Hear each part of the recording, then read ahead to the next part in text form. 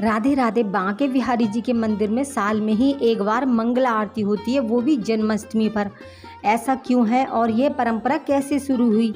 इसका कारण खुद बांके बिहारी जी से ही है। बांके बिहारी जी ने ही एक ऐसा चमत्कार किया, तभी से ये परंपरा शुरू हुई। आइए आज हम बताते हैं।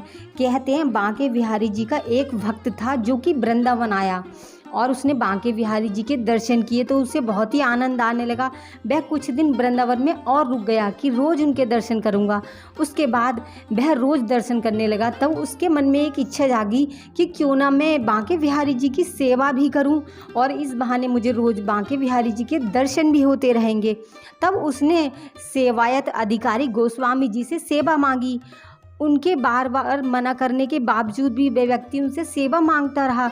तब गोस्वामी जी ने देखा कि ये तो बांके बिहारी जी का सच्चा भक्त है और फिर गोस्वामी जी ने उसे मंदिर की चौकीदारी की सेवा लगा दी कि रात में तुम मंदिर के द्वार पर चौकीदारी करोगे। कई वर्ष बीतते गए। वह चौकीदार अपने निस्वार्थ भाव से मंदिर की सेवा करने लगा, चौकीदारी की। एक बार वह क्या देखता है कि कोई बच्चा मंदिर से बाहर निकल रहा है। उसने कई बार ऐसा देखा, लेकिन एक बार उसने उस बच्चे का पीछा किया। जब वह पीछा करते करते निधिवन तक पहुंचा और वह बच्चा निधिवन के अंदर प्रवेश कर गया, तब वह चौकीदार निधिवन के बाहर ही बैठ गया और धीरे धीरे उसके कानों में मुरली की और झांझर की आवाज़ सुनाई देने लगी, पायल की आवाज़ सुनाई देने लगी। तब वह चौकीदार निधिवन के अंदर चला गया, उत्सुकता बस। फिर उसने देखा कि गोपियों के साथ बांके बिहारी जी खुद रास कर रहे हैं। बहुत देर तक यह दृश्य देखने के बाद बांके बिहारी जी की वहाँ पर पायल टूट गई, नुपुर टूट गई और उसने उठाकर वह अपने पास रख ली और अपने एक वस्त्र में बांध ली। उसके बाद जब बांके बिहारी जी की उधर नज़र पड़ी चौकीदार पर, तो उसने देखा कि बाबा आप यहाँ क्या कर रहे हैं? तब उसने कहा कि मैं इस तरह से आपके पीछे पीछे चला आया जब मुझे इस तरह की ध्वनि सुनाई दी, नुपुर की और रास की आवाज़। तब बांके बिहारी जी ने कहा कि यहाँ पर तो निधिवन में किसी का आना भी रात में मना है। अगर आपने ये सब कुछ देख लिया है तो ये किसी से बताना मत। तो चौकीदार ने हाँ में सर हिला दिया। उसके बाद बांके बिहारी जी ने कहा कि मैं बहुत थक गया हूँ बाबा, मुझे गोद में ले लो।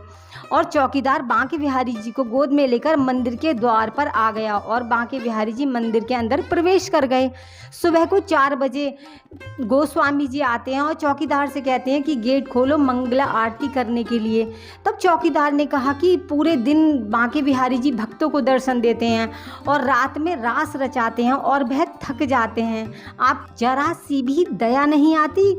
तब गोस्वामी जी ने बोला कि चौकीदार बाबा आप ये कैसी बातें कर रहे हो? तब वह बोला कि हाँ, मैंने बांके बिहारी जी को निधिवन में रात भर रास करते हुए देखा है और वह रोज ही निधिवन जाते हैं, रास करते हैं और यहाँ पर फिर आ जाते हैं और सो जाते हैं। आप उन्हें इतनी जल्दी जगा दोगे तो वो कैसे आराम कर पाएंगे? और चौकीदार ने कहा कि देखिए ये रात बिहारी जी की नुपुर टूट गई थी। गोस्वामी जी ने जैसे ही उसे देखा उनकी आंखों से आंसू आने लगे। बोले आप तो धन्य हैं बाबा, ये दर्शन किसी को भी नहीं हो पाते और आपने साक्षात यह दर्शन कर लिए। उस दिन से ही बांके बिहारी जी मंदिर में रोज़ मंगला आरती करनी बंद हो गई। बस एक ही दिन मंगला आरती मनाई जाती है, वो भी जन्माष्टमी के दिन, क्योंकि रात भर बिहारी जी रास करते हैं निधिवन जाकर। इसी वजह से वह थक जाते हैं तो उन्हें सुबह को जल्दी नहीं उठाया जाता। बस तभी से यह परंपरा चली आ रही है। तो आपको बांके बिहारी जी की ये सच्ची घटना कैसी लगी?